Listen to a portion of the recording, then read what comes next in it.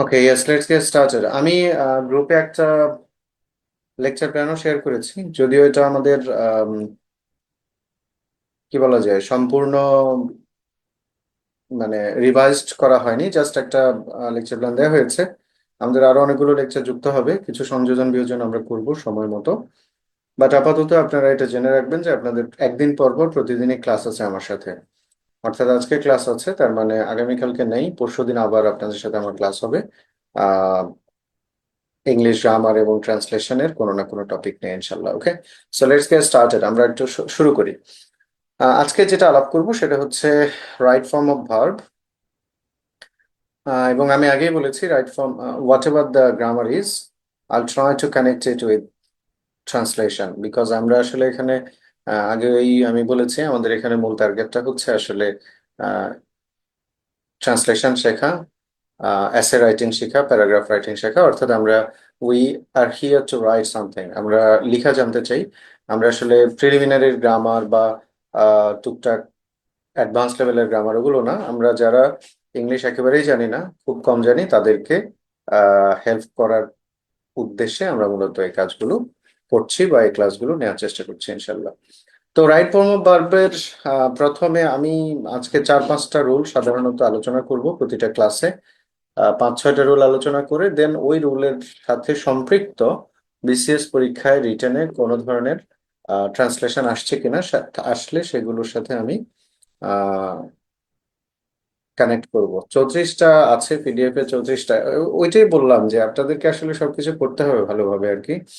সবকিছু মানে লিখে দিয়ে আবার পড়ে দিতে পারবো না, ওই ওখানের আগে পরে লেখা আছে, আরো ক্লাসগুলো পরবর্তীতে যুক্ত করা হবে। সবগুলো পড়বেন ভালো করে আর কি, ঠিক আছে না? যাই হোক, আমি ওইসব আলাপে যাব না। আপনাদের এইসব প্রশ্নের উত্তর আসলে টেকনিক্যাল ইস্যুগুলো কনফিডেন্স দিবে। আম, আপনাদের প্রায় 50টার মতো ক্লাস হবে, 45 থেকে 50। আমি আগেই বলেছি যেটা দেওয়া হয়েছে এটার সাথে আরো অনেকগুলো ক্লাস সংযুক্ত হবে, সংযোজন বিয়োজন হবে ইনশাল্লাহ।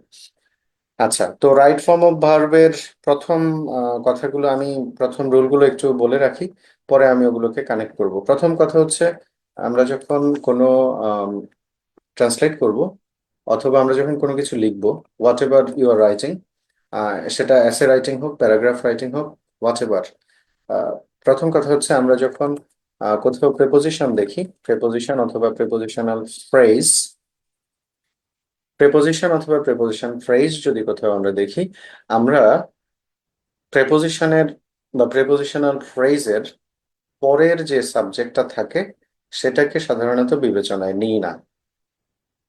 আমি আবার বলছি, যখন আমরা কোনো একটা সেন্টেন্স লিখছি, ওই সেন্টেন্স লেখার সময় আমরা যদি কোথাও প্রেপোজিশন লিখি, আহ সেই প্রিপোজিশনের পরে, দেখুন আমরা যখন প্রিপোজিশন লিখি প্রিপোজিশনের আগে এবং পরে সাধারণত একাধিক সাবজেক্ট থাকে সাধারণত। তো যদি সেটা থাকে, প্রিপোজিশনের পরে যে অংশটা থাকে, সাধারণত, আই সেড সাধারণত, সেটাকে আমরা বিবেচনায় নেই না। আমি আবার বলছি, প্রেপোজিশনের পরে যে অংশটা থাকে সাধারণত সেটাকে আমরা বিবেচনায় নিই না সাবজেক্ট নির্ধারণের ক্ষেত্রে অথবা ভার্ব নির্ধারণের ক্ষেত্রে। অর্থাৎ প্রেপোজিশনের আগে যে অংশটা থাকে, আমরা সে অংশটাকে সবসময় সাবজেক্ট হিসেবে বিবেচনা করি এবং সে অনুসারে আমরা ভার নির্ধারণ করি। আহ ধরেন আপনি যদি বলেন এরকম, আমি সহজ উদাহরণ দিই। ধরেন যদি বলি books of Nazrul was interesting, books of Nazrul was interesting. লাইনটা একটু দেখেন, এখানে একটা খুবই সহজ একেবারে জেনারেল একটা প্রেপোজিশন দেখতে পাচ্ছেন, অফ, বুক অফ নজরুল, কেমন? তো এখানে অফটা দেখেন, এটা একটা প্রেপোজিশন। আমি বলছি প্রেপোজিশনের পরে যে অংশটা থাকে সে অংশটাকে আমরা সাবজেক্ট হিসেবে বিবেচনা করি না। আই রিপিট, প্রেপোজিশনের পরে যে অংশটা থাকে সে অংশটাকে আমরা সাবজেক্ট হিসেবে বিবেচনা করি না। আমরা সাবজেক্ট হিসেবে বিবেচনা করি সবসময় প্রেপোজিশনের আগে যে অংশটা আছে তাকে। সো অপের পরে যে প্রেপোজিশন, যে সাবজেক্টটা আছে Nazrul, is not our concern. আমাদের কনসার্ন হচ্ছে অপের আগে যেই সাবজেক্টটা আছে books, that's our concern. So এই অফের আগে যে শব্দটা আছে এটা আমাদের সাবজেক্ট। আমরা সব সময় যখন আমরা লিখবো আমি লেখার মধ্যে যখন আসবো, দেখুন যেদিন আমি বলবো যে এভাবে এভাবে এসে লিখতে হয়, সেদিন কিন্তু আমি এগুলো বলতে পারবো না, বলার সুযোগ থাকবে না, তাই না? যেদিন আমি বলবো যে তুমি এভাবে এভাবে সামারি লিখবা, তুমি এভাবে এভাবে বাংলা থেকে ইংলিশ ট্রান্সলেশন করবা, সেই দিন কিন্তু আমি এটা বলতে পারবো না, ওকে এখানে প্রিপোজিশন আছে তাহলে তোমার সাবজেক্ট এটা। সো এটা যাতে freely written viva, even when you are speaking in anyway, এটা যাতে মনে থাকে। আমি জীবনে কোথাও যদি প্রিপোজিশন দেখি, সাধারণত কিছু এক্সেপশন আছে, সেখানে আমরা আসবো, প্রিপোজিশনের পরে যেটা থাকবে সেটাকে আমরা সাবজেক্ট হিসেবে বিবেচনায় নিব না। সো এখানে সাবজেক্ট হচ্ছে বুকস, বুকস অনুসারে ভার্ব হবে, বুকস হচ্ছে প্লুরাল, সে অনুসারে ভার্ব নিতে হবে, আমাকে বলতে হবে were. The books of Nazrul were interesting. Now the question is, most of the learners, যারা যারা আমরা খুব কম পারি, কম জানি, ইংলিশ নিয়ে অনেক ভয় আমাদের যাদের, তারা এখানে খুবই কনফিউজড হবে, খুব স্বাভাবিকভাবেই। কনফিউশনটা কেন? যখন নজরুলকে কাছাকাছি দেখা হয়, তখন আমরা কনফিউজড হই যে নজরুল নিব নাকি বুকস নিব, নজরুল নিব নাকি বুকস নিব, এ ধরনের একটা কনফিউশন আমাদের মধ্যে তৈরি হয়। সেই কনফিউশনটা যাতে না হয়, সে কারণে আমরা সবসময় মনে রাখবো, if we have any preposition in the subject position, প্রেপোজিশনের পরে যে অংশটা থাকে সেই অংশটাকে আমরা বিবেচনায় নিব না, বরং আগের অংশটাকে আমরা বিবেচনায় নিব। ঠিক আছে? লেখার সময় সবসময় খেয়াল রাখবো এটা। দেখুন, বাংলায় যখন আপনি অনুবাদ করবেন তখন এরকম অসংখ্য রকমের অনুবাদ আসবে। আমি আসবো সেই অনুবাদগুলোতে, বিভিন্ন পরীক্ষায়, বিশেষ পরীক্ষায় যে অনুবাদগুলো আসছে সেখানে প্রিপোজিশন কিভাবে আসলে কানেক্টেড, সে জায়গায় আমি আসবো। আমি আরো দু একটা উদাহরণ দিয়ে নেই। সম্ভবত সম্ভবত প্রিলিমিনারি পরীক্ষায় একটা প্রশ্ন এসেছিল। যেহেতু আমি অনেকদিন বাংলাদেশে পড়াই না, অনেক কিছু ভুলে যাচ্ছি বা ভুলে গিয়েছি, বাট বিশেষ পরীক্ষা আমি এক্স্যাক্টলি মনে নেই কততমতে, বাট পরীক্ষা আসছিল এরকম, the man with his three sons is are going to take some steps. Now look at this sentence. The man with his three sons is or are going to take steps. আহ, যেহেতু আমরা confusion থাকি most of the time, আমাদের again কনফিউশনটা তৈরি হবে, sons নিব নাকি the man নিব, sons নিব নাকি দ্য ম্যান নিব। সো এই কনফিউশনে, when you see any preposition, I said any preposition or any kinds of prepositional phrase, think of any preposition, think of any prepositional phrase. If you have it, just forget about the subject afterwards. You must consider the subject before the preposition, whatever the preposition is. So এখানে দেখুন with আছে, so with যেহেতু একটা preposition, we should consider the man, not his three sons. আমরা prepositionের পরে যে থাকে তাকে বিবেচনায় নিচ্ছি না, প্রেপোজিশনের পরে যেটা থাকে তাকে বিবেচনায় নিচ্ছি না, প্রেপোজিশনের আগের সাবজেক্টটাই আমাদের বিবেচনার বিষয়। সো আমরা এখানে কি নিচ্ছি? আমরা এখানে ইজ নিচ্ছি। কেন নিচ্ছি? কারণ প্রেপোজিশনের পরের অংশটা বিবেচিত হবে না, বিবেচিত হবে প্রেপোজিশনের আগের অংশটা। আমি পরবর্তী রুলে যাওয়ার আগে, এটা কি আপনারা ক্লিয়ার হতে পেরেছেন কিনা আমাকে একটু জাস্ট লিখবেন যে either you clear or not.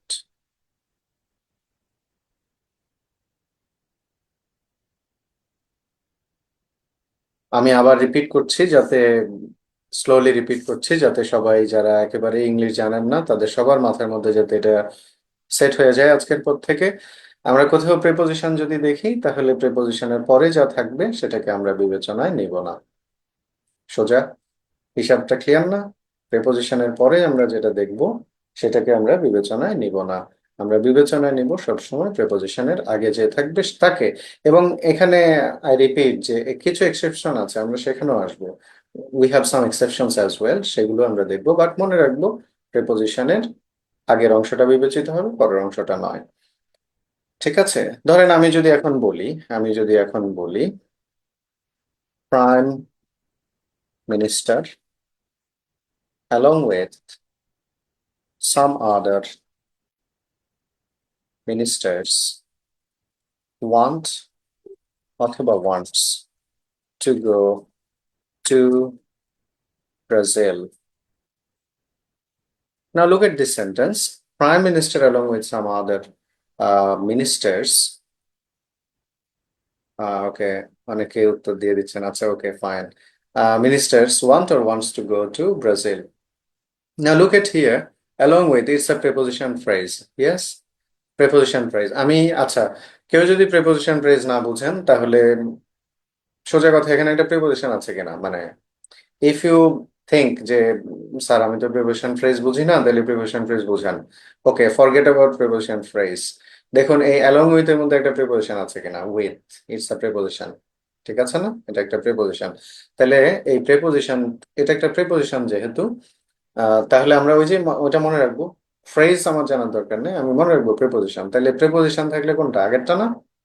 এই যে মিনিস্টার্স, এটা আমার সাবজেক্ট না, কেমন? মিনিস্টার্সটা সাবজেক্ট না। আচ্ছা, আপনারা যারা আঁকাআঁকি করছেন বোর্ডের মধ্যে, তাদেরকে তো আমাকে স্টপ করতে হবে। স্টপ করলে কিন্তু বিপদে পড়বেন। যারা আঁকাআঁকি করছেন, আঁকাআঁকি করেন না। হ্যাঁ, আমি স্টপ করে দিলে কিন্তু বিপদে পড়বেন, তখন আপনারা যারা এটা করছেন বিপদে পড়বেন। Okay, so prime minister along with some other ministers। আর আমরা যারা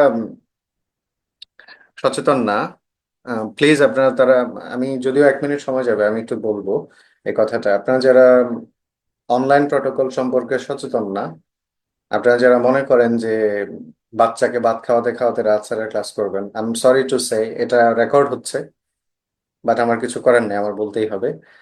আহ, এবং রেকর্ডিংটা পরে এখানে চলবে, সো গ্রুপে সবাই শুনবে। আমি দুঃখিত এভাবে বলার জন্য, কিন্তু বলতে হচ্ছে। আপনারা যারা মনে করেন যে বাচ্চাকে ভাত খাওয়াতে খাওয়াতে রাত সারা ক্লাস করবেন, আপনারা যারা মনে করেন গার্লফ্রেন্ডকে মেসেজ করতে করতে রাত সারা ক্লাস করবেন, আমি দুঃখিত।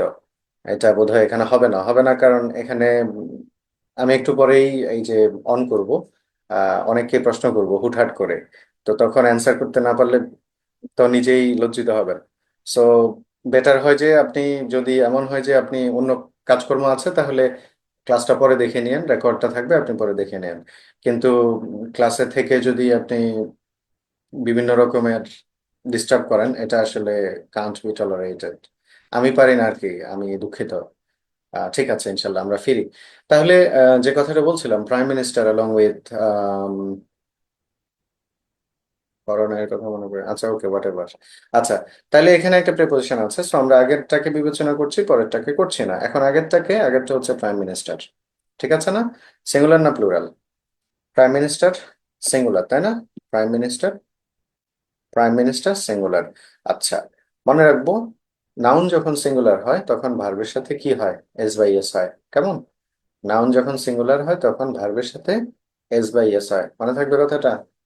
নাউন সিঙ্গুলার হলে ভার্বের সাথে এস বা ইএস হয়। যেমন আমরা যখন বলি মিনা, আমরা তখন কি বলি, গোজ বলি। কেন বলি? কারণ মিনা সিঙ্গুলার, সে কারণে আমরা ভার্বের সাথে কি বলি, এস বাই এস বলি। আমরা যখন বলি মিনা অ্যান্ড রিনা, আমরা তখন কিন্তু গোজ বলি না, আমরা তখন গো বলি, কেমন? কেন? কারণ মিনা অ্যান্ড রিনা এখন প্লুরাল। তার মানে সাবজেক্ট যখন সিঙ্গুলার হয় তখন ভার্বের সাথে আমরা কি করি, এস বাই এস যুক্ত করি। সো এখানে প্রাইম মিনিস্টার সিঙ্গুলার, সুতরাং আমাকে সাবজেক্ট, এই সাবজেক্ট অনুসারে ভার্ব নিতে হবে ওয়ান্টস। কেন? কারণ সাবজেক্টটা সিঙ্গুলার, সুতরাং ভার্বের সাথে আমরা এস বাই এস যুক্ত করব। আমার মনে হয় যথেষ্ট আলাপ হয়েছে। আমার মনে হয় আমরা রুলটা সম্পর্কে ক্লিয়ার হয়েছে। আমি আরো একবার রিপিট করছি, কোথাও প্রিপোজিশন থাকলে প্রিপোজিশনের পরেরটা সাবজেক্ট হিসেবে বিবেচিত হবে না, বরং আগেরটা হবে। এখন আমরা যদি একটা প্রশ্ন দেখি, আচ্ছা আমি এটাকে স্টপ করে আবার একবার দিই, কারণ অনেকে আঁকাআঁকি করছে, কি করব বলেন। আচ্ছা, এইটা দেখেন, এখানে কিছু বিসিএস এর আমি জাস্ট প্রশ্ন দিয়ে বের করেছি। আচ্ছা, এখানে 35তম বিসিএস এর এই প্রশ্নটা আমি একটু কপি করছি, কপি করে আপনাদেরকে একটু দেখাই। আহ, আমরা যা পড়বো আসলে সবগুলো আসলে রিটেনের সাথে কানেক্টেড। আমি আসলে এমন কিছু পড়াবো না আপনাদেরকে যেটা আসলে আপনাদের লিখতে কোনো কাজে আসবে না, এমন কিছু আসলে নিয়ে আসলে আমরা আহ করবো না আর কি। সো এখানে দেখেন, এই যে সেন্টেন্সটা আমরা পুরো অনুবাদ করতে হবে, বিষয়টা এমন না। আমরা জাস্ট এই যে রুলটা আমরা শিখলাম, এটার সাথে জাস্ট কানেক্টিভিটি করতে পারছে কিনা, এটাই জাস্ট দেখার বিষয় আর কি। হ্যাঁ, আচ্ছা, পরবর্তী সময়ে আরো 30 জন সদস্য নিয়ে তিনি হেমায়ত বাহিনীর কাছ থেকে অস্ত্র চালানোর প্রশিক্ষণ গ্রহণ করেন, কেমন? তাহলে এখানে তিনি আছে, তিনি হচ্ছেন সাবজেক্ট। আমরা সাবজেক্ট কিভাবে খুঁজে, ভার্ব কিভাবে খুঁজে, অবজেক্ট কিভাবে খুঁজে, এগুলো নিয়ে ডিফারেন্ট আলাপ, ডিফারেন্ট স্টোরি, ওগুলো আমরা জানবো আস্তে আস্তে, ওগুলো নিয়ে টেনশন করেন না। আমরা এখন জানবো যে এই প্রিপোজিশনের যে কাহিনীটা সেটা আমরা এখানে কোনোভাবে ইনপুট করতে পারি কিনা, এবং আমরা যখন অনুবাদ করব তখন এটা আমাদের মনে থাকবে কিনা, আমরা সেটা দেখবো এখন। আচ্ছা, তিনি, তিনি হচ্ছে সাবজেক্ট, তাই না? তিনি, হ্যাঁ তিনি আরো 30 জন সদস্য নিয়ে কি করছেন, হেমায়ত বাহিনীর কাছ থেকে অস্ত্র চালানোর প্রশিক্ষণ গ্রহণ করেন। তো অস্ত্র চালানোর প্রশিক্ষণ গ্রহণ করেছেন, তিনি কিন্তু একা না, খেয়াল করেন। অস্ত্র চালানোর প্রশিক্ষণ গ্রহণ করেছেন কে? তিনি, সেই সাথে আরো কিন্তু 30 জন সদস্য আছেন। তাহলে আমি যদি জেনারেল প্রশ্ন করি, অস্ত্র চালানোর প্রশিক্ষণ গ্রহণ করেছেন কে, উত্তর কি? শুধু তিনি না, কিন্তু উত্তর হচ্ছে তিনি, সেই সাথে আরো কতজন আছেন? 30 জন সদস্য আছেন। তাহলে এই সেন্টেন্সটা, সাবজেক্টটাকে যদি আমি এইভাবে লিখি, হি অথবা সি, এটা 35তম বিসিএস এর এই প্রশ্নটা স্বর্ণলতা ফলিয়াকে নিয়েছিল, সো তিনি স্ত্রীলিঙ্গ, সো এখানে সি। আচ্ছা, আরো 30 জন সদস্য নিয়ে যেহেতু, তাহলে আমি এখানে together with, sorry, together with, অথবা আমি অ্যালং উইথ লিখবো, তাই না? টুগেদার উইথ, অ্যালং উইথ, অথবা অথবা অ্যাকম্পানিড উইথ, অথবা অ্যাকম্পানিড বাই, এই টাইপের কিছু লিখবো, ঠিক কিনা বলেন? অথবা জাস্ট উইথও লিখতে পারি, কিন্তু আরো 30 জন সদস্য নিয়ে। তাহলে she together with 30 or another 30 members. আচ্ছা, she together with or along with another 30 members হেনাদ বাহিনীর কাছ থেকে অস্ত্র চালানোর প্রশিক্ষণ গ্রহণ করেন, গ্রহণ করেছিলেন অতীতকাল। সো অতীতকাল হলে তো আমাদের সমস্যা নেই, আমরা এখানে টুক লিখবো, ঠিক আছে না? টুক লিখবো, করেছিলেন অতীতকাল, ফার্স্ট, টেকের ফার্স্ট ফর্ম টু, ঠিক আছে। কিন্তু যদি গ্রহণ করেন বর্তমানে হয়, বর্তমানে তিনি গ্রহণ করছেন, এরকম যদি হয়, করেছিলেন না মানে অতীতের কথা বলা হচ্ছে না, ধরেন বলা হচ্ছে গ্রহণ করেন। এখন অথবা ধরেন এই অনুবাদটা বাদ দিয়ে আমি জাস্ট এখানে যদি বলি, she together with another 30 members come, sorry, come অথবা কামস টু মি, মানে ধরেন বলতে চাচ্ছি যে তিনি আরো 30 জন সদস্য নিয়ে আমার কাছে আসেন। আসেন মানে এখন আসছেন আর কি, বর্তমানে। কাম হবে না কামস হবে, একটু কমেন্ট করেন তো।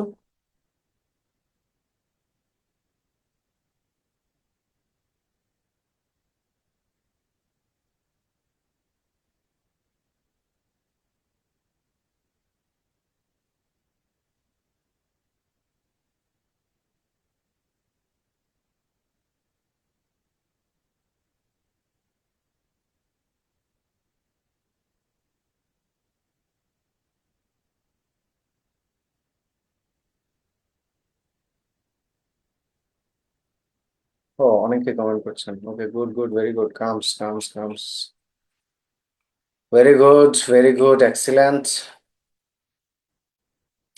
প্রশ্ন হচ্ছে এটা কতদিন মনে রাখবেন আর কি, এটাই হচ্ছে কথা। Okay, so together with, along with, any kinds of preposition যখন আমরা থাকে, আমরা দেখবো, আমরা প্রথম সাবজেক্টকে বিবেচনা করবো। এখানে প্রথম সাবজেক্ট হচ্ছে সি, সেই অনুসারে আমরা এখানে ভার্ব নিচ্ছি, সে অনুসারে ভার্ব নিচ্ছি, ভার্বটা হচ্ছে কামস, ঠিক আছে। এবং এবং আমি একটা উদাহরণ দেখালাম, এরকম অসংখ্য উদাহরণ আছে যেখানে বিশেষ পরীক্ষায় অনুবাদ আসছে, অনুবাদগুলো এভাবে প্রেপোজিশনের সাথে কানেক্টেড। এবং আরেকটা সোজা কথা হচ্ছে কি, প্রেপোজিশন তো আপনার লাগবেই, মানে আপনি লিখেন, কথা বলেন, কিংবা যা কিছুই করেন, প্রিলিমিনারি হোক, রিটেন হোক, হোয়াট এভার, প্রেপোজিশনের আসলে কথা আহ, সামনে আসেই আর কি। তো সে অর্থে আমরা এই জিনিসটা ভালোভাবে মনে রাখবো সবাই। সবাই বুঝতে পেরেছি কিনা আমাকে নিশ্চিত করলে আমি পরের রুলে যাবো আর কি, ইনশাল্লাহ, হ্যাঁ। এবং এটা বুঝতে পারছেন কিনা যে এটার সাথে আসলে আমরা যখন অনুবাদ শিখবো বা আমরা যখন কোনো কিছু লিখবো, সেটার সাথে আসলে যথেষ্ট কানেক্টিভিটি আছে আর কি। বুঝতে পেরেছেন কিনা, অথবা কোনো প্রশ্ন থাকলে বলতে পারেন।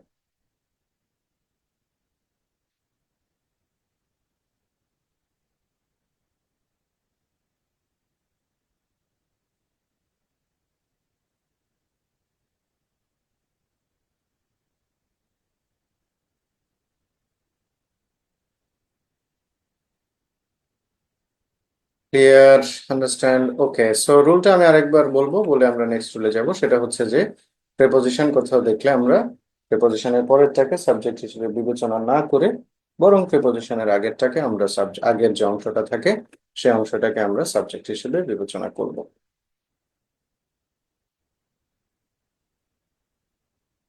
কামস হবে এটা বুঝছি, বা ট্রান্সলেশন করতে প্রবলেম, এই যে ট্রান্সলেশনই তো দেখাচ্ছি।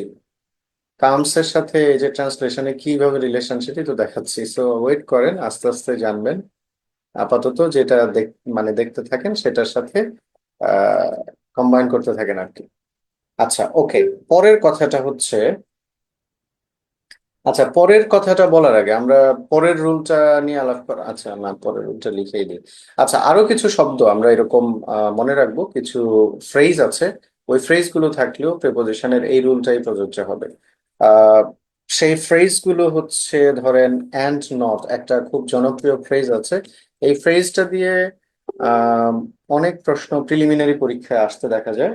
যদিও এটা থেকে রিটেনে খুব একটা প্রশ্ন পাওয়ার সম্ভাবনা নেই, বা প্রিলিমিনারি পরীক্ষা এটা থেকে আম,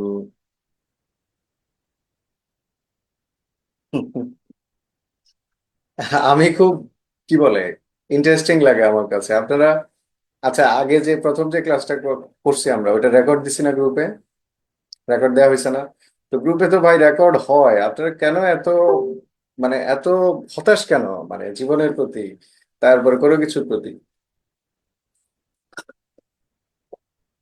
মানে মানে আমি বলতে চাচ্ছি যে রেকর্ড তো হয় আমাদের ক্লাস, এই যে সবাই শুধু কমেন্ট করতেছে রেকর্ড দিয়ে রেকর্ড দিয়ে, রেকর্ড তো আমরা করি তাই না? তারপরে নাম্বার ওয়ান, নাম্বার টু হচ্ছে যে অনেকে ঢুকতে পারে না। কেন ঢুকতে পারে না? আজকে তো আমরা এই যে 500 জন অ্যাটলিস্ট জয়েন করতে পারবে, হ্যাঁ, মাত্র 127 জন আছেন। তো ওই দিন আমাদের টেকনিক্যাল প্রবলেম ছিল, আজকে তো সেটা নাই। এখন এই প্রশ্নগুলোর অ্যান্সার তো আর আমার পক্ষে দেওয়া সম্ভব না, তাই না? এটা একটু যদি আপনারা নিজ গুণে দেখেন আর কি, আমার জন্য খুব ভালো হয়। আমি মানে এগুলোর উত্তর তো আমি দিতে পারবো না আসলে আর কি, হ্যাঁ, টেকনিক্যাল ইস্যুগুলো আর কি অনেকে। আর সবসময় গ্রুপে যখন যে স্ট্যাটাস দেওয়া হয়, স্ট্যাটাসটা পুরোটা পড়বেন আর কি, হ্যাঁ। যেমন এই যে আজকে যে লিঙ্কে ক্লাস হচ্ছে, আমাদের সব ক্লাস কিন্তু আমার সাথে এই লিঙ্কেই হবে, ঠিক আছে? এখন পরশুদিন আইসা যদি আপনি লিঙ্ক খুঁজেন, গ্রুপে কমেন্ট করেন স্যার লিঙ্ক কই, লিঙ্ক, আমি তো লিঙ্ক দিব না আপনাকে। কারণ আমি তো প্রতিদিন আপনাকে কি গ্রুপে পোস্ট দিব নাকি আজকের ক্লাসের লিঙ্ক এটা, আজকের ক্লাসের লিঙ্ক এটা, না, দিতে পারবো না। এই যে লিঙ্ক যেটাতে আজকে জয়েন করছেন, এই লিঙ্কেই আপনি আবার জয়েন করবেন পরশুদিন, ঠিক আছে? তো প্লিজ এই বিষয়গুলো একটু দেখবেন সবাই আর কি। আমাদের সময় চলে যাচ্ছে। আচ্ছা, অ্যান্ড নট একটা ফ্রেজ আছে, মনে রাখবেন, অ্যান্ড নট এটা থেকে প্রিলিমিনারিতে প্রশ্ন হয় বেশি। আম, আর প্রিপোজিশন ফ্রেজ বলার কারণে আমি অন্য সবগুলো বলে ফেলেছি, along with, together with, accompanied by, accompanied with, কারণ এগুলোর মধ্যে আসলে আহ মানে প্রিপোজিশন থাকার কারণে ওগুলো, মানে ওই প্রিপোজিশনের কথার মধ্যে ওগুলো চলে আসছে। ইনক্লুডিং যদি কোথাও দেখেন, ইনক্লুডিং কিংবা এক্সক্লুডিং কিংবা অ্যাজ ওয়েল অ্যাজ কিংবা আহ, কি বলে, অ্যাকসেপ্ট, এই শব্দগুলো যদি আমরা কোথাও দেখি, এগুলো থাকলেও মনে রাখবেন প্রথম সাবজেক্ট যেটা আছে, ফার্স্ট সাবজেক্ট যেটা, সেটা অনুসারে কিন্তু ভার্ব হবে again. And not, including, excluding, as well as, except, এবং আরেকটা শব্দ রয়ে গেছে ইন অ্যাডিশন। এই শব্দগুলো থাকলেও কিন্তু প্রথম সাবজেক্ট, প্রথমটা, পরেরটা না, ঠিক আছে? আমার সাথে একটু মনে মনে রিপিট করেন, বা পারলে জোরে জোরে। জি জি, মির্জা আশিকুর রহমান জি, এটা ভালো বলেছেন যে এইসব প্রশ্নগুলো আসলে অফিসে বললেন, আহ, তারা হয়তো সমাধান করতে পারবে বা বলতে পারবে আর কি, হ্যাঁ। ওকে, সো আমার সাথে সাথে একটু মনে মনে বলেন, বা জোরে জোরে যদি পারেন, আশেপাশে যদি কেউ না থাকে। একটা হচ্ছে অ্যান্ড নট। অ্যান্ড নট এর অর্থ হচ্ছে মূলত উইদাউট আর কি। অ্যান্ড নট মানে এবং, না মানে ব্যতীত বা ছাড়া। অ্যান্ড নট দ্বারা মূলত ব্যতীত বা ছাড়া বোঝায়।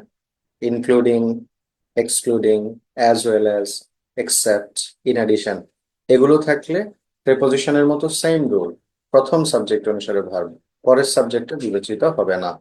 আবার বলছি, and not, as well as, except, in addition, including, excluding, এগুলো থাকলেও আমরা সবসময় প্রথম সাবজেক্টটাকে বিবেচনায় নিব। আচ্ছা, এখন ধরেন আমি যদি বলি, যদি আমি এটা বলি,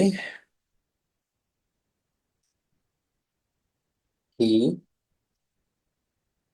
as well as আচ্ছা, ইউ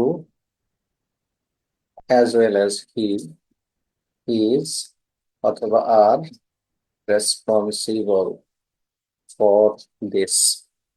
আচ্ছা, একটু দ্রুত দেখেন তো, দেখে বলেন তো আমাকে, you as well as he is responsible or he are responsible for this।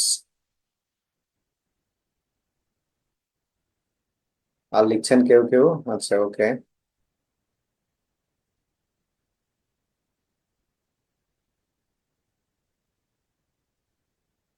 and not without, yes, and not মানে হচ্ছে উইদাউট, হ্যাঁ। আচ্ছা, এখন এখন ভালো কথা, ভালো কথা, সবাই মোটামুটি অনেক পারেন, সবাই আর লিখতেছেন, ভালো, খুবই ভালো। কিন্তু পরীক্ষায় কি আর লিখবেন? আমাকে একটু ইমানটা মজবুত করে বলেন তো সবাই, মানে ইমানটাকে একটু, মানে খাঁটি করে বলেন। পরে আপনি, আচ্ছা, আপনি যে লিখতেছেন আর, মানে আর যে লিখতেছেন, আপনার কি ভালো লাগতেছে? মানে লিখতেছেন যে you as well as he are responsible. আপনি যখন পরীক্ষা দিবেন, whatever it is, prelim হোক রিটেন হোক, হোয়াট এভার, আপনি যখন পরীক্ষা দিবেন তখন আপনি কি করবেন? বাক্যটা পড়বেন, বাক্যটা পড়বেন। তো বাক্য যখন পড়বেন, you as well as he are, he are ভালো লাগবে, হি আর ভালো লাগে? ভালো লাগে না কিন্তু। এবং এটাই কারণ কেন আমরা ইংলিশে এত বেশি দুর্বল আর কি। আমরা আসলে না ভালোভাবে পড়ি, এট দ্য সেম টাইম আমাদের আসলে জন্মগতভাবে আমরা ইংলিশে দুর্বল, বিভিন্ন কারণে আসলে হয়ে ওঠে না। সো খেয়াল করেন, অ্যাজ ওয়েল অ্যাজ আছে মানে কি, আমরা প্রথম সাবজেক্টটাকে বিবেচনা করব, কেমন? প্রথম সাবজেক্ট। এখন নো ম্যাটার হোয়াট, এই কাছাকাছি যেই থাকুক না কেন, অ্যাজ ওয়েল অ্যাজ থাকলে আমরা প্রথম সাবজেক্টকে বিবেচনায় নিব। দুইটা সাবজেক্ট দেখতে পাচ্ছি, একটা হি আর একটা হচ্ছে ইউ। এই দুটার মধ্যে আমরা যখন অ্যাজ ওয়েল অ্যাজ দেখছি তখন আমরা প্রথম সাবজেক্টকে বিবেচনা করি। সো প্রথম সাবজেক্টটা হচ্ছে ইউ, সেটা অনুসারে আমরা ভার্ব নিব। সো ডেফিনেটলি আমরা কি নিব? আর নিব, ইজ নয়। ওকে। সো কিন্তু অ্যাগেন, আমি যেটা, ভালো লাগে না দেখেই ভালো লাগারটা থাকে, হ্যাঁ, বেশি ভালো মানে বেশি, বেশিরভাগ ক্ষেত্রে ভালো লাগারটাই আসলে আসল না আর কি। যাই হোক, হোয়াট এভার, তো আমরা এই জায়গাগুলোতে আসলে মিস্টেক করে ফেলি, একটু খেয়াল রাখেন, কেমন? আর আমি যদি আরো একটা বাক্য বলি, he and not I am or is going. দেখেন, এই বাক্যটা দেখেন, he and not I is going or he and not I am going. দেখেন ভালো করে, এখন আপনারা আহ, মোটামুটি বলতেছেন যে সবাই মোটামুটি ইজ লিখতেছেন, বাট পরীক্ষার হলে খেয়াল রাখেন, অ্যান্ড নট এর পরে যেহেতু আই আছে, আবার ভুল করে এম লিখা যাবে না। অ্যান্ড নট আছে মানে প্রথম সাবজেক্ট অনুসারে ভার্ব হবে, ঠিক আছে? তাহলে দুটা জিনিস, আমি কিন্তু অনেক বেশি আপনাদেরকে পড়াচ্ছি না, স্লোলি পড়াচ্ছি এবং অল্প অল্প বলতেছি, যাতে আহ, মানে জেনারেল পাবলিকের কি হয়, উপকার হয়। সো রিপিট করেন, প্রেপোজিশন যদি থাকে আমরা প্রথম সাবজেক্ট নিব, পরেরটা নিব না, ঠিক আছে? প্রেপোজিশন থাকলে পরেরটা নিব না, প্রথমটা নিব। জুবাইর হাসান, অ্যান্ড নট এর মিনিং হচ্ছে উইদাউট, ছাড়া, ব্যতীত। হি অ্যান্ড নট আই, আমি ছাড়া, মানে সে, আমি ছাড়া, আমি ব্যতীত সে যাচ্ছে আর কি, বা সে যায়। সো অ্যান্ড নট এর মানে মোটামুটি মিনিং হচ্ছে উইদাউট, হি উইদাউট আই, বিষয়টা এরকম, উইদাউট আমি ছাড়া, ব্যতীত। হুম, এই অর্থে অ্যান্ড নট শব্দটা, অ্যান্ড নট এবং না, আমি। এখানে তো স্লাইড তো আসলে কিছু নাই, স্লাইডের এখানে তো আসলে মানে কোনো, কি বলা যায়, অর্গানাইজডলি কোনো স্লাইড না এটা। সো এটা আসলে পাওয়ার কিছু নাই বলে আমার মনে হয়। আপনারা চাইলে স্ক্রিনশট নিয়ে নিতে পারেন, আমি এটা না দেওয়ার পক্ষে, কারণ এখানে তো আসলে অর্গানাইজডলি কিছু লেখা হয় নাই। হুম, ওকে। সো নেক্সট কথায় আসি, নেক্সট কথায় আসার আগে আমি একটা অনুবাদ আপনাদেরকে একটু দেখাবো, সেই অনুবাদটা একটু করতে দিব। আহ আমরা একটু সবাই মিলে 37তম BCS এর এই অনুবাদটা আমরা একটু সবাই মিলে করব। এবং আমি এখানে আপনাদেরকে অনুবাদের একটা বিশেষ স্ট্র্যাটেজি বা বিশেষ একটা টেকনিক এবং বিশেষ একটা বিষয় আপনাদেরকে জানানোর চেষ্টা করবো। আচ্ছা, একজন একটা প্রশ্ন করছে, মনে হচ্ছে এটা গুরুত্বপূর্ণ। নাগমা, উইদাউট থাকলে, নাগমা আর Najma, I am sorry, I am very bad at pronouncing names, মাফ করবেন আমাকে, নাজমা অথবা নাগমা, হোয়াট এভার। উইদাউট থাকলে কি সাবজেক্ট অনুসারে? হ্যাঁ, ডেফিনেটলি, কারণ উইদাউট এটা একটা, উইদাউট শব্দটা একটা হচ্ছে নাগমা। আচ্ছা, thanks for confirming. So without শব্দটাও তো প্রিপোজিশন, সো একই নিয়ম প্রযোজ্য উইদাউট এর জন্য। ওকে, সো এখানে আম, যে সেন্টেন্সটা দেখছেন 37তম বিশ্লেষণ, আমি সবাইকে অনুরোধ করবো একটু কনসেন্ট্রেটেড হওয়ার জন্য আর একটু you should pay more heed right now because I have some message for all of you here. কিছু মেসেজ আছে এখানে সবার জন্যই, যদি নিতে পারেন আমার মনে হয় উপকার হবে সবারই আর কি। আচ্ছা, আমি তাকে একটি ময়লা ময়লা গেঞ্জি ও একটা হাফ প্যান্ট পরিয়ে ঠিক রাখাল ছেলের মতো করি, এই অনুবাদটা আমরা একটু করবো এখন। এবং এই অনুবাদটা করার অর্থ এটা যে আমি এখানে কিছু গ্রামাটিক্যাল বিষয় আছে যেগুলো আপনাদেরকে জানাবো। আচ্ছা, তো আমাকে একটু হেল্প করেন সবাই মিলে। আহ এখানে সাবজেক্ট কি বুঝতে পারছেন নাকি আমাকে খুঁজে দিতে হবে? আমি তাকে একটি ময়লা গেঞ্জি ও একটা হাফ প্যান্ট পরিয়ে ঠিক রাখাল ছেলের মতো করি, তো আমি করেছিলাম তাই না?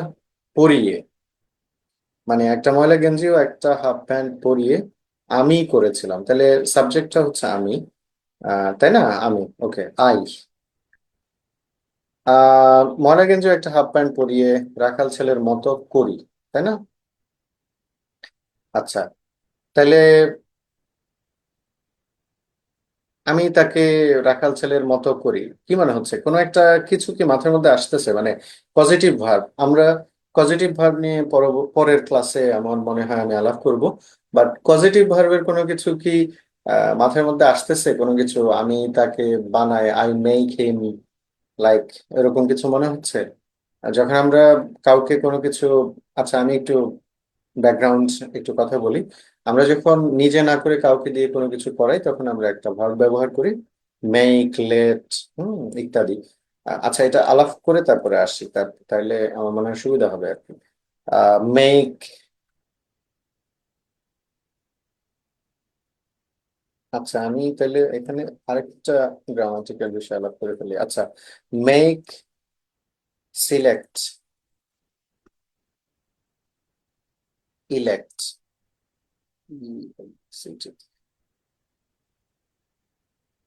Elect, nominate, consider. হ্যাঁ, এই এক ধরনের ভার্ব আছে। আবার আরেক ধরনের ভার্ব আছে যেটাকে আমরা পজিটিভ ভার্ব বলি, সেগুলো হচ্ছে make, let, get, have, help, ওই ভার্ব গুলো। আচ্ছা, এখানে জাস্ট আমরা অত ডিটেলসে গেলে এখন পেঁচিয়ে যাব, আমরা অত প্যাঁচগোছের মধ্যে যাব না, যেহেতু আমাদের এটা সরল, আমাদের এই ক্লাসগুলো সরল ক্লাস, হ্যাঁ, আমরা সরল ভাবে বুঝতে চাই। ঠিক আছে?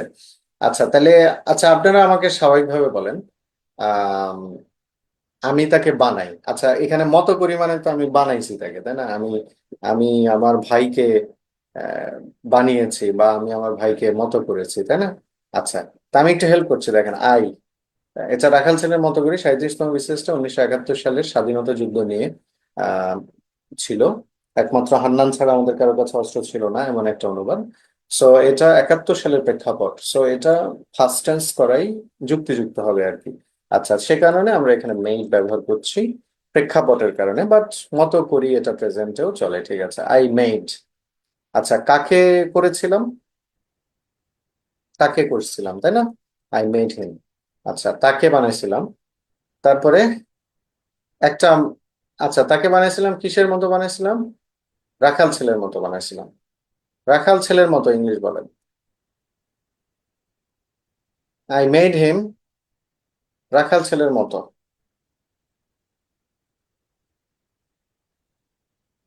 মতো মতো ইংলিশ বলেন নাই তো, কাউবয়। কাউবয় তো রাখাল, রাখাল। আচ্ছা, like, like a cowboy. Okay, I made him like a cowboy. আচ্ছা, I made him like a cowboy. Okay, আচ্ছা, তো কিভাবে করছিলাম? কিছু একটা পরিয়ে করছিলাম, বাই ওয়ারিং, কি কি পরেছিলাম? ময়লা গেঞ্জি, ডার্টি টি শার্ট, অ্যান্ড একটা হাফ প্যান্ট, ইংলিশ বলেন। হাফ প্যান্ট,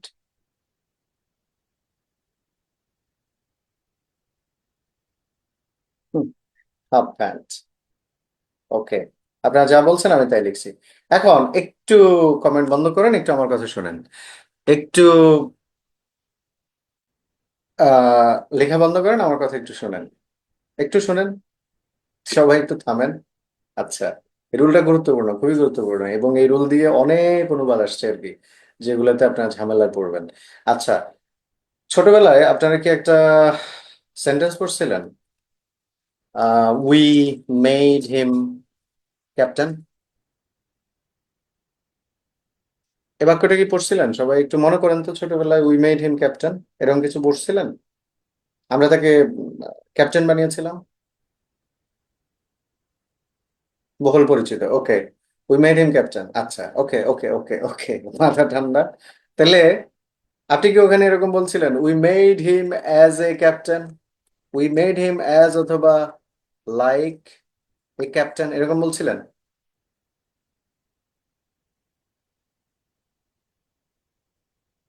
আম,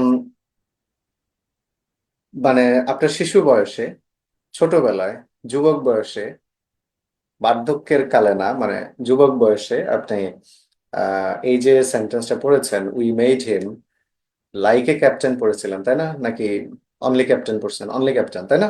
লাইকও লিখেন নাই, অ্যাজও লিখেন নাই, এও লিখেন নাই, কি লিখছেন? We made him captain. ঠিক আছে না? We made him captain. তো এখন এই অনুবাদ করার সময় উই মেড হিম লাইকে কেন লিখছেন?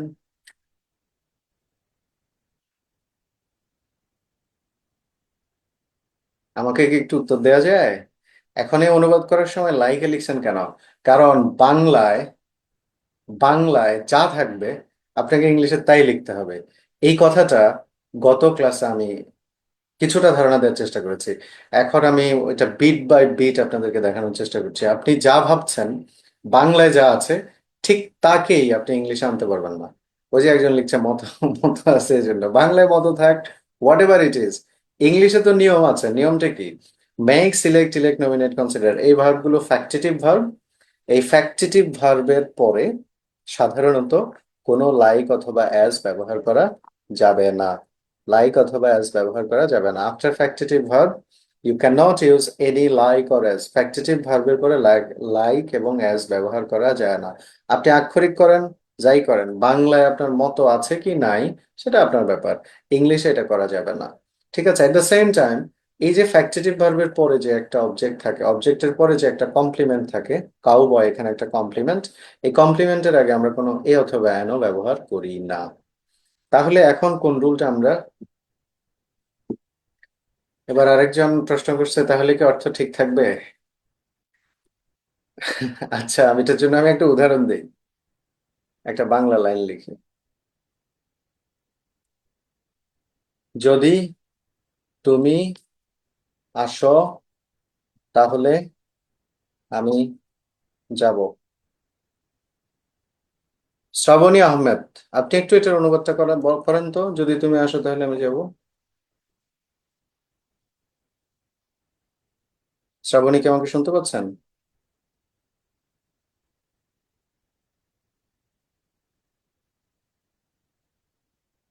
শ্রাবণী শুনছেন আমাকে? শ্রাবণী,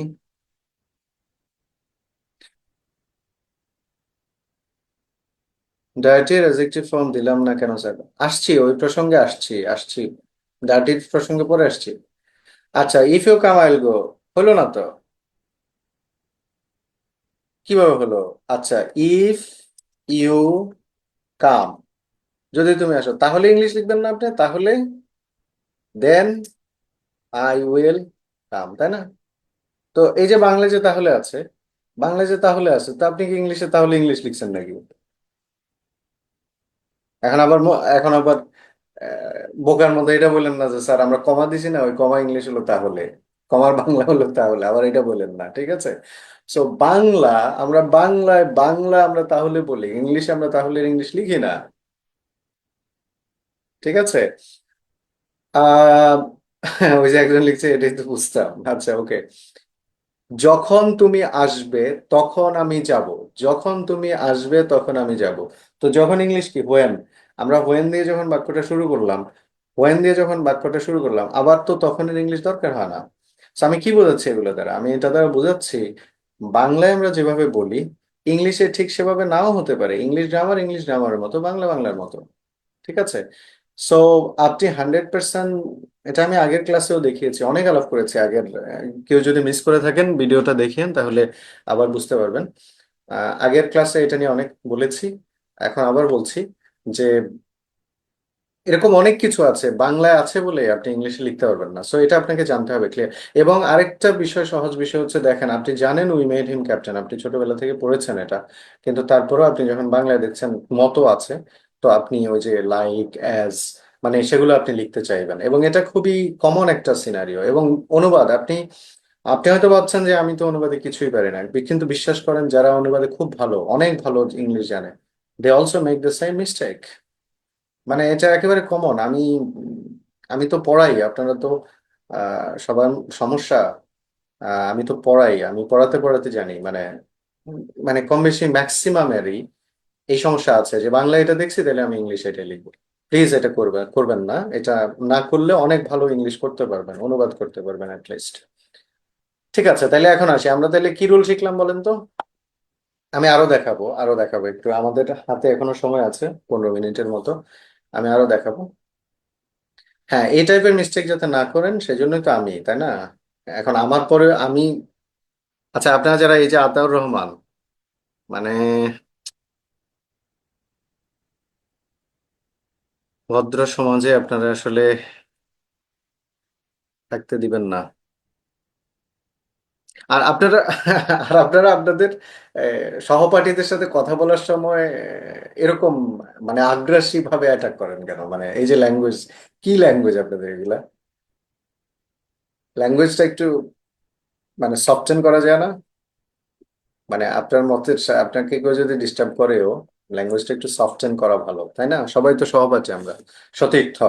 আচ্ছা, ওকে, ফ্যাক্টরি ভার্বে আমি আসছি। আগে এই বিষয়টা একটু মাথায় ঢুকাই।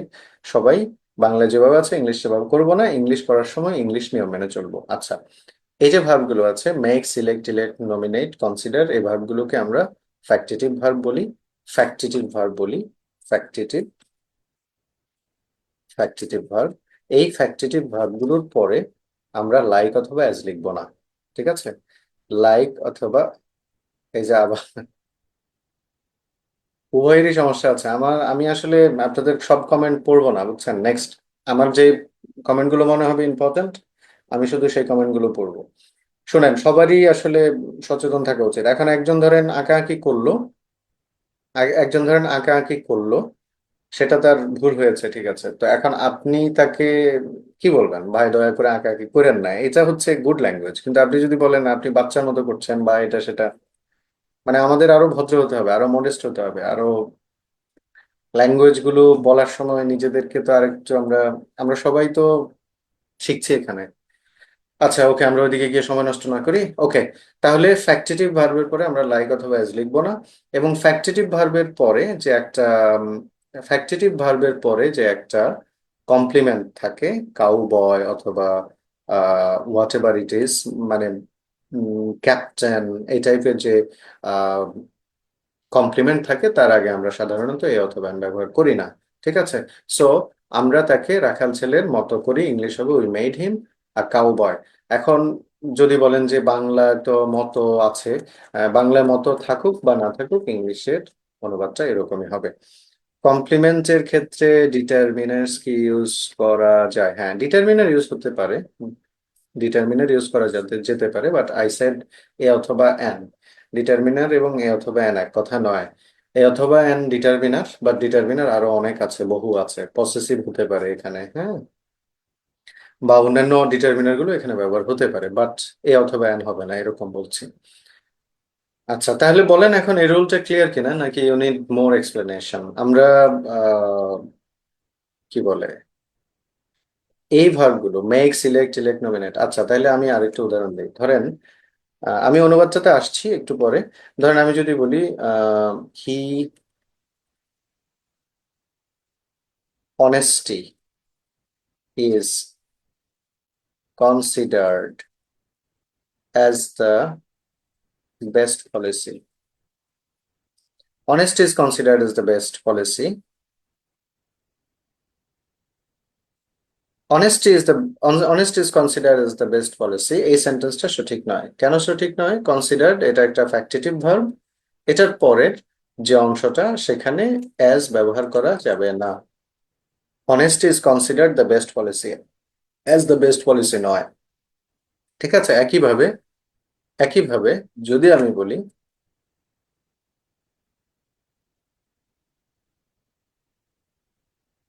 শুধু কাউবয় নয়, সকল ফ্যাক্টিটিভ ভার্বের পরে যে কমপ্লিমেন্টটা থাকবে ওই কমপ্লিমেন্টের আগে আমরা এই অথবা অ্যান ব্যবহার করি না সাধারণত। আচ্ছা, তো এখানে ধরেন যদি এখন বলি যে prime minister selected me as a speaker, বলেন কারেক্ট না ইনকারেক্ট, দ্রুত বলেন।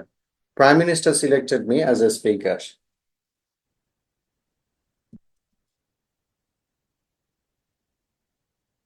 Prime minister selected me as a speaker. Wrong. কেন রং? বিকজ দেখেন এই যে সিলেক্টেড, এটা একটা ফ্যাক্টিটিভ ভার্ব, এটার পরে আমরা সাধারণত লাইক অথবা অ্যাজ ব্যবহার করি না। ইভেন আমরা এই যে কমপ্লিমেন্টটা আছে এই কমপ্লিমেন্টের আগে আমরা সাধারণত এই অথবা অ্যান্ড ব্যবহার করি না। সো আমরা বলবো prime minister selected me speaker, not as a speaker, like that. Okay, ঠিক অনুবাদটাতে আবার যাই। সো ডার্টি টি শার্ট, একজন অ্যাডজেক্টিভ নিয়ে কথা বলেছেন, ডার্টি এখানে ঠিকই আছে। অ্যাডজেক্টিভের প্রসঙ্গে আমরা পরের ক্লাসগুলোতে যখন কথা বলবো তখন এটা নিয়ে বলবো। বাট এখানে একটা কথা আছে, কথা হচ্ছে আপনারা এখানে হাফ প্যান্ট বললেন, প্যান্ট নামে কি কোনো শব্দ আছে? মানে শব্দ আছে, কিন্তু আমরা যেটা পড়ি, প্যান্ট নামে শব্দ আছে কিন্তু আমরা যেটা পড়ি আমাদের পরনে যেটা, এটা কি প্যান্ট? একটু কি আমাকে বলবেন? ট্রাউজার্স। আচ্ছা, সৌভিক সরকার তিনি বলছেন প্যান্টস। তো যদি প্যান্টস হয়, আমি তো সবাইকে খুশি করতে পারবো না। আত্মজা ঈশা, আমাকে মাফ করে দিয়েন। কারণ যদি মিউট করতে পারতেন সবাই এতক্ষণ ক্লাসটা নিতে পারতাম না এই শান্তি মতো, মানে এই যে ট্রাঙ্কুইলিটি, এই যে শান্তি, এটা হইতো না আর কি। আপনাদের বাচ্চার কান্না, মায়ের সাথে ঝগড়া, বোনের সাথে ঝগড়া ইত্যাদি, এগুলো তো আমরা শোনার জন্য এখানে বসি নাই, তাই না? এই কারণে বাধ্য হয়ে আমাকে অফ করতে হয়েছে, আমি দুঃখিত।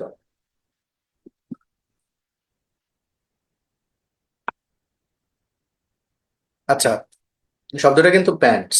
হ্যাঁ, শব্দটা হচ্ছে প্যান্টস, কেমন? তো এখানে আরেকটা রুল আমরা জানবো। শব্দটা কিন্তু প্যান্টস।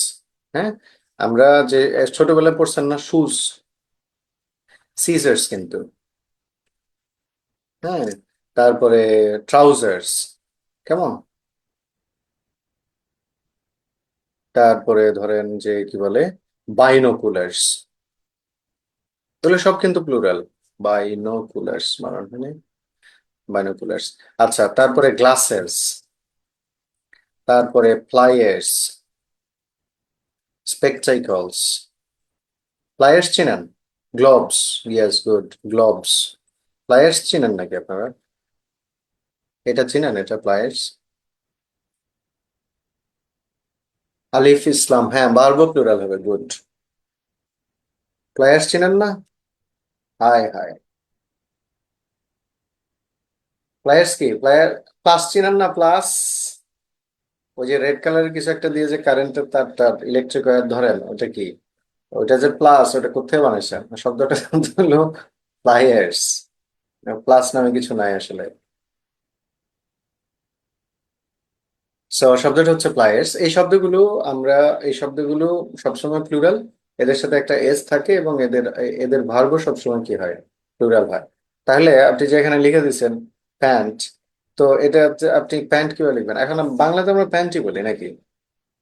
এবং ইংলিশে কিন্তু প্যান্টস এবং ট্রাউজার্স এর মধ্যে কোনো পার্থক্য নেই, একটা নর্থ আমেরিকান ইংলিশ আর একটা হচ্ছে ব্রিটিশ ইংলিশ। আপনি যদি অক্সফোর্ড ডিকশনারি দেখেন এই মুহূর্তে কারোর সামনে যদি থাকে, খুলেন দেখেন, প্যান্টস এবং প্যান্টসটা হচ্ছে আমেরিকান ইংলিশ আর ট্রাউজার্সটা হচ্ছে British English. There are no difference between this two words. কোনো ডিফারেন্স নাই। বাংলাদেশে যে যদি আপনি নিউ মার্কেটে বলেন প্যান্টস এবং ট্রাউজার্স একই, কেউ মানবে আপনাকে? সো এটা আমাদের ল্যাঙ্গুয়েজ, আমাদের কালচার, আমাদের সোসাইটি, আমরা বানিয়েছি এটা pants trousers different. But they think English বলেছে এটা একই রকম।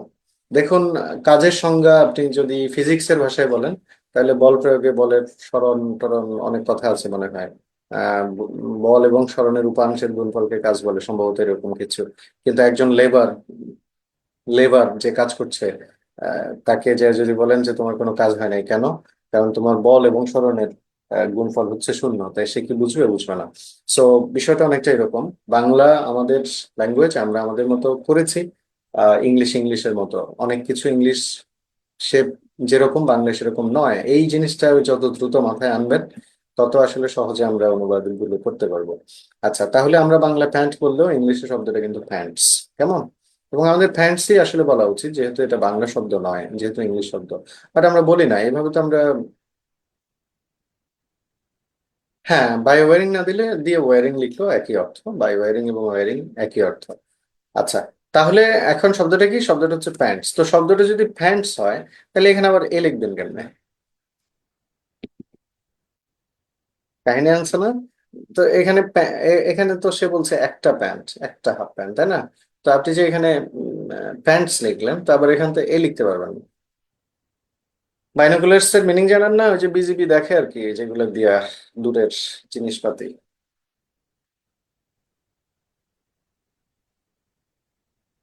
তাহলে বলেন কি করবেন এখন, যেহেতু এখানে প্যান্টস লিখছেন, তাহলে এ তো লিখতে পারবেন না, আবার এখানে একটা বলছে। সো কি করব? এখানে আমাকে বলতে হবে অ্যান্ড এ পেয়ার অফ। ওই যে মনে করে দেখেন, আপনি ছোটবেলায় জুতার কথা বলতেন, আ পেয়ার অফ প্যান্ট। হ্যাঁ, আ পেয়ার অফ প্যান্টস, তাই না? মনে আছে? আ pair of, sorry, a pair of shoes. এখন বাংলায় জুতার জোড়া হয়তো বলি। আচ্ছা, আমাকে আরেকটা কথা বলেন, আমরা এই যে আহ, ইয়ে বলি, কি বলে, শুজ।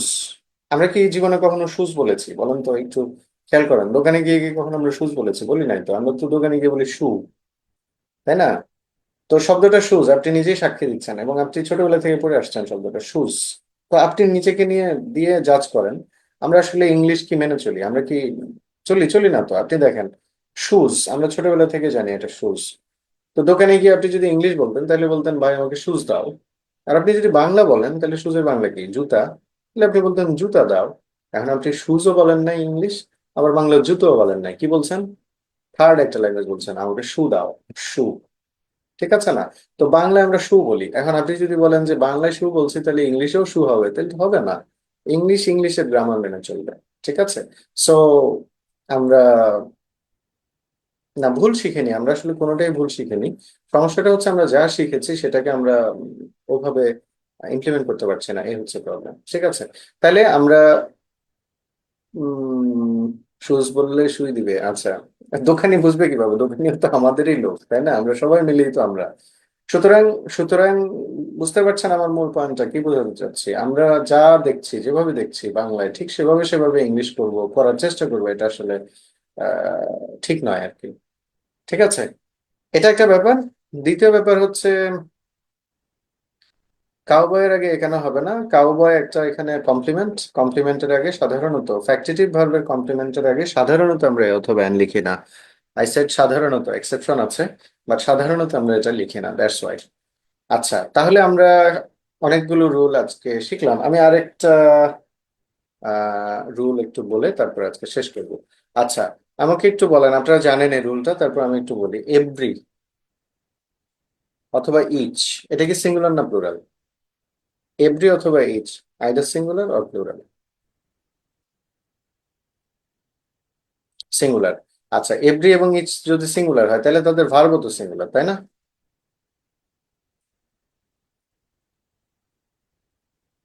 ঠিক কিনা? এভরি এবং ইচ যখন সিঙ্গুলার, মানে সাবজেক্ট যখন সিঙ্গুলার, তার মানে তাদের ভার্বটাও সিঙ্গুলার। ঠিক আছে না? এখন বাংলায় ধরেন একটা অনুবাদ আসছে, কি আসছে? প্রত্যেক নাগরিককে তাদের দায়িত্ব, সরি, দায়িত্ব পালন করা উচিত। ধরেন ধরেন এই বাক্যটা 47তম রিটার্ন পরীক্ষা আসলো, হ্যাঁ, আসতেই তো পারে, তাই না? ক্লিমাক্সের মুক্তে কমপ্লিমেন্টটা আরেকদিন বুঝাবো, মাফ করে দেন আজকে। কারণ আমাদের আসলে প্ল্যান আছে, এগুলো সব জানবেন আপনারা। 45টা ক্লাস বুঝেন না ইংলিশে? 15-20টা ক্লাস হলে ট্রিলির জন্য যথেষ্ট হয়ে যায়, লিটারেচার সহ। সেখানে 50টা ক্লাস নেব। সো বুঝেন নাই, অনেক কিছু আছে, অনেক আয়োজন আছে, সব জানবেন। বাট আজকে যে 4-5টা জানতেছেন এটা একটু প্লিজ জানার চেষ্টা করেন ভালোভাবে। আচ্ছা, আমরা এটাকে একটু অনুবাদ করি সবাই মিলে, হ্যাঁ? দেখেন তাহলে কি হলো, প্রত্যেক নাগরিক, তাহলে প্রত্যেক নাগরিক ইংলিশ কি? এভরি সিটিজেন, তাই না? সিটিজেন না সিটিজেন্স? এই যে রোজি সামাদ অলরেডি লিখছেন সিটিজেন্স, কেন লিখলেন? এভরি এবং ইচ দ্বারা যা যুক্ত হয় সব সিঙ্গুলার, সব সিঙ্গুলার, সাবজেক্টও সিঙ্গুলার, ভার্বও সিঙ্গুলার, সো নট সিটিজেন্স, এটা সিটিজেন, এভরি সিটিজেন। ওকে, পালন করা উচিত, শুড। পালন করা উচিত ইংলিশ কি লিখবো বলেন? শুড। পারফর্ম লিখতে পারি, আচ্ছা পারফর্ম। দেয়ার, তাদের। অবে আছে, ওকে অবেও করা যায়। দেয়ার দায়িত্ব, রেসপন্সিবিলিটিস, তাই না? রেসপন্সিবিলিটিস, ঠিক আছে না? এখন আল্লাহর বান্দারা, অতএব তোমরা তোমাদের কোন কোন অজ্ঞতা অস্বীকার করবে, তাই না? কোন কোন অজ্ঞতা অস্বীকার করবেন বলেন? এই যে এখানে দেয়ার লিখছেন কেন? আচ্ছা ওকে, হোয়াট এভার, শুড মেনটেন হোক, ঠিক আছে, এখানে দেয়ার কেন লিখছেন? বলেন বলেন বলেন তাড়াতাড়ি। Should perform their responsibility. ওই যে Farhina Sultana Liza, clever answer, his হবে না স্যার। Very good. বাট আপনারা তো দেয়ারই বলেছেন, আমি শুরুতে 2-3টা কমেন্ট দেখছি দেখছি তো সবাই তো দেয়ার লিখছেন, ওই যে তাদের, বাংলায় তাদের আছে, তো আপনার দেয়ার লিখতেই হবে। আমি বলিনি। Very good, very good, excellent, excellent, very good, you are brilliant. Okay, আমি অ্যাপ্রিসিয়েট করি আপনি লিখেন না, ভেরি গুড। বাট দেখেন, আপনি যতই জানেন, যতই পারেন, আপনি যতই এক্সপার্ট হন, আপনি যখন বাংলায় দেখছেন তাদের, আপনি এখানে দেয়ার লিখবেন। আমি ঠিক আপনাকে বলছি, ওই জায়গা থেকে বের হন। বাংলায় তাদেরই থাকবে, কিন্তু ইংলিশে তো আপনি তাদের লিখতে পারবেন না, তাই না? আপনি আমাকে বলেন তো দেখি, এভরি, এভরি মাদার লাভস দেয়ার চাইল্ড, আপনি কি কোনোদিন এরকম পড়ছেন বলেন? এভরি মাদার লাভস দেয়ার চাইল্ড, আপনি কোনোদিন এরকম পড়ছেন? বলেন আমাকে, বলেন, ইমান শক্ত করে বলেন। এভরি, মানে ইমানটা মজবুত করে বলেন, ছোটবেলায় যা পড়ছেন সেটা কি এখানে এরকম পড়ছেন? এভরি মাদার লাভস দেয়ার চাইল্ড পড়ছেন? পড়েন নাই তো। কি পড়ছেন? Every mother loves her child পড়ছেন, তাই না? তো হার চাইল্ড যদি পড়েন, তো এখানে প্রত্যেককে তাদের দায়িত্ব পালন করা উচিত, বাংলায় তো এটাই সত্য, কিন্তু আমার তো তাদের, তাদের, আমি তো তাদের করতে পারবো না, কারণ আমার তো এটা সিঙ্গুলার, এভরি সিটিজেনের সিঙ্গুলার, সো আমাকে সিঙ্গুলার নিতে হবে, সিঙ্গুলার এভরি সিটিজেন। কি নিতে হবে তাহলে? আমাকে কি বলতে হবে? His, every citizen should perform his responsibilities, ঠিক আছে? বুঝছেন? আপনার, আমাদের অনুবাদ না হওয়ার অন্যতম প্রধান কারণ কি? অন্যতম প্রধান কারণ হচ্ছে আমি যা কিছু বাংলায় আছে ঠিক তাকে ওইভাবে ইংলিশ করার চেষ্টা করি। আর কেন হবে না স্যার? গুরুত্বপূর্ণ প্রশ্ন। সাধারণত আমরা যেখানে নিশ্চিত থাকি না এটা হিজ অথবা হার, সেখানে আমরা হিজ লিখি সাধারণত। আচ্ছা, এবং হিজ শব্দটা এই মুহূর্তে ইংলিশে মোর ফর্মাল আর কি, হারের তুলনায়। ইভেন এই যে গুরুত্বপূর্ণ পদগুলোতে আমরা এখন হিজ ব্যবহার করি, এবং ম্যাডাম শব্দটাকে এখন মোটামুটি ইনফর্মাল বিবেচনা করা হয়। বেশিরভাগ ক্ষেত্রে এই স্যার বলাটাকে অ্যাপ্রিসিয়েট করা হয়। সো আপনি হারও লিখতে পারতেন, বাট এখানে যখন আমরা কনফিউজ থাকি, হিজ অথবা হার উভয় হতে পারে, তখন আমরা হিজকে প্রাধান্য দিই, দেওয়া উচিত। তো এখন বলেন, কয়টা রুল শিখলেন, কি কি শিখলেন? হিজ না থাকলে হার, জি। কি কি শিখলেন, কয়টা রুল শিখলেন, এবং এটা বুঝছেন কিনা যা কিছু আমরা পড়লাম এগুলো মানে অনুবাদের সাথে কানেক্টেড?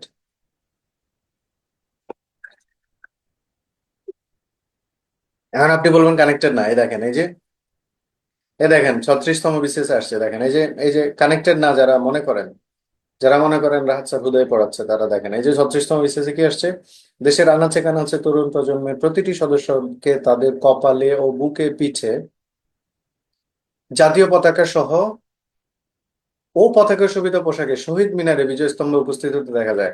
আপনি একটু বুকে হাত দিয়ে আমাকে বলেন, এখানে তাদের আছে না? তাদের আছে কিনা? দেশের আনাচে কানাচে তরুণ প্রজন্মের প্রতিটি সদস্যকে, প্রতিটি সদস্যকে ইংলিশ কি? প্রতিটি সদস্যকে ইংলিশ কি? এভরি মেম্বার, তাই না? প্রত্যেক সদস্য, every member, every member of তরুণ প্রজন্ম, তাই না? এটা সাবজেক্ট হবে। তো এটা লিখে আপনি যখন যাবেন, এভরি মেম্বার যখন আপনি লিখবেন, এরপরে তাদের ইংলিশ দেয়ার লিখবেন না বলেন? কেউ গরু জবাই করে দিলেও আপনি বিশ্বাস করবেন এখানে হিজ লিখবেন? আপনি জীবনও লিখবেন না। এবং আপনারা যারা মনে করেন যে ঠিক আছে এটা তো এইভাবে, দেখুন ইংলিশ তো সবই এক, প্রিলিটটাও এক, রিটেনেরটাও এক, সবই এক। এখন আমাকে কি করতে হবে? আমি গ্রামার পড়ার সাথে সাথে আমাকে রিটেনের সাথে কানেক্ট করতে হবে। আমি যদি সেই কানেকশনটা করে ফেলতে পারি তাহলে আমার প্রিলি রিটেন একসাথে হয়ে যাবে। এবং এটাই হচ্ছে এই যে ফাউন্ডেশনের মূল কথা আর কি। আপনারা নিশ্চয়ই অনেক পড়াশোনা করেছেন বা আমাদের টিচাররা ডেফিনেটলি আপনাদেরকে ভালো করে পড়িয়েছেন। But in addition to that, যদি আমরা মানে গ্রামার যা আমরা পড়ি, যা আমরা জানি, সেটাকেই যদি আমরা রিটেনের সাথে কানেক্ট করতে পারি তাহলে আমাদের সাথে আসলে একই সাথে আমাদের অনেকগুলো কাজ হয়ে যায়। জুবায়ের জানতে চাচ্ছেন কিন্তু হবে না কেন? এটা স্পেসিফিক আনসার কি স্যার? কোনটা হবে না কেন? তাদের কেন হবে না এটা? তাদের হবে না কারণ তাদের তো বাংলায় তো তাদেরই হবে, বাট ইংলিশে তো আমরা, না, বাংলায় তো আমরা তাদেরই বলি। মানে বাংলায় তো এটা কারেক্ট, প্রত্যেককে নাগরিককে তাদের দায়িত্ব পালন করা উচিত, এটা তো বাংলায় কারেক্ট। কিন্তু ইংলিশ যখন করব তখন তাদের ইংলিশ আমাকে আসলে হিজ লিখতে হবে আর কি। তো এটার প্রমাণ মানে এটার ব্যাখ্যা কি? এটা ব্যাখ্যা একটা সহজ কথা বলি, সহজ কথা বলে শেষ করি। সেটা হলো, আমি ওই ছোটবেলায় একটা মুভি দেখতে গেছিলাম। আমাদের সময় তো, আপনারা তো এখন ফোন টোনে অনেক বিনোদন নেন, আমাদের সময় এত ফোন টোন ছিল না, আমরা ছবি দেখতাম সিনেমা হলগুলোতে।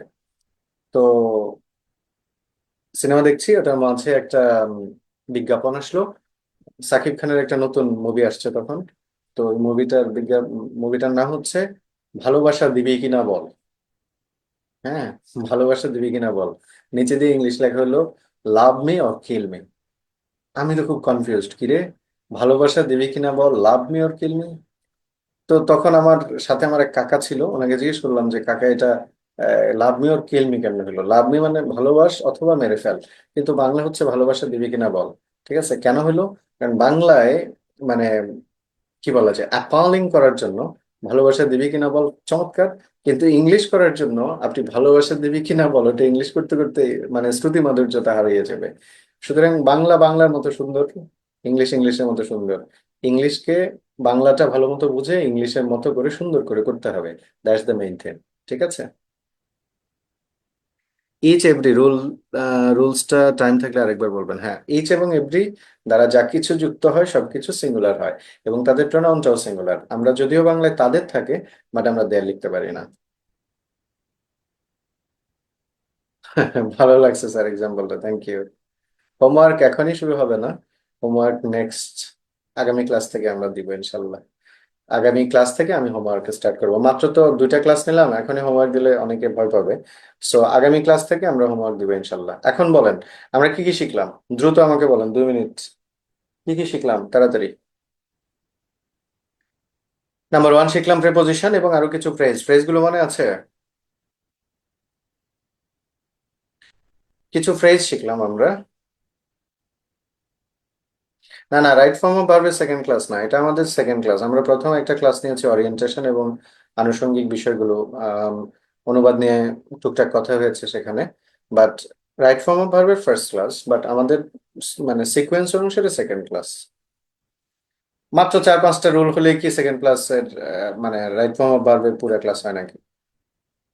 আচ্ছা, সো মনে করেন আমরা and, not, including, excluding, as well as এগুলো থাকলে প্রথম সাবজেক্ট, এবং প্রিপোজিশন থাকলে প্রথম subject, number one. Number two হলো আমরা জানলাম যে ফ্যাক্টিটিভ ভার্ব যদি থাকে, make, select, elect, nominate, hmm, consider, এই ভার্বগুলো থাকলে তারপরে লাইক অথবা অ্যাজ লিখবো না, এবং তাদের পরে যে কমপ্লিমেন্ট আসে সেই কমপ্লিমেন্টের আগে অথবা অ্যান লিখবো না। ঠিক আছে। ইচ এবং এভরি দ্বারা যা কিছু যুক্ত হোক না কেন, আমরা আম, তাদের পরে সাবজেক্টটা সিঙ্গুলার এবং তাদের পরে ভার্বটা সিঙ্গুলার, এবং সে অনুসারে প্রোনাউনটাও সিঙ্গুলার সিঙ্গুলার করবো। আরেকটা বিষয় জানলাম, প্যান্টস, ট্রাউজার্স, স্পেকটেকলস, ফ্লায়ার্স, এগুলো সব সময় প্লুরাল এবং এদের ভার্বও প্লুরাল হয়। এবং এদেরকে আমরা সংখ্যায় প্রকাশ করার জন্য এদের আগে আমরা কি করি? একটা পেয়ার অবজেক্ট করি। ঠিক আছে ইনশাল্লাহ। তাহলে বলেন কিছু শিখতে পারলেন কিনা, এবং এবং আরেকটা কথা বলেন যে এই জিনিসগুলো আহ রিটেনের সাথে কানেক্টেড কিনা, এবং সেটা আপনারা বুঝছেন কিনা। মানে আমাকে বলে তো আসলে লাভ নাই, আপনারা বুঝছেন কিনা যে এই রুলগুলো আসলে রিটেনের সাথে কানেক্টেড। আসলে সবগুলোই রিটেনের সাথে কানেক্টেড, আপনাকে কানেক্ট করতে হবে, এই হচ্ছে ব্যাপার। আমি আরেক মিনিট সময় দিতে পারি। কোনো প্রশ্ন থাকলে বলবেন, আদারওয়াইজ আল্লাহ হাফেজ।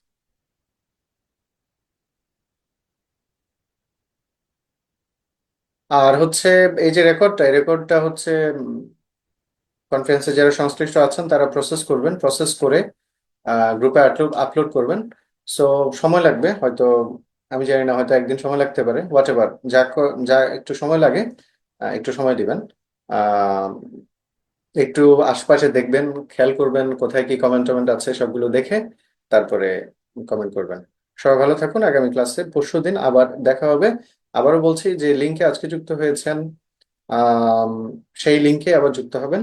প্রতিদিন আমার সাথে যত ক্লাস হবে সব এই একই লিঙ্কে হবে। সবাই ভালো থাকুন, থ্যাংক ইউ।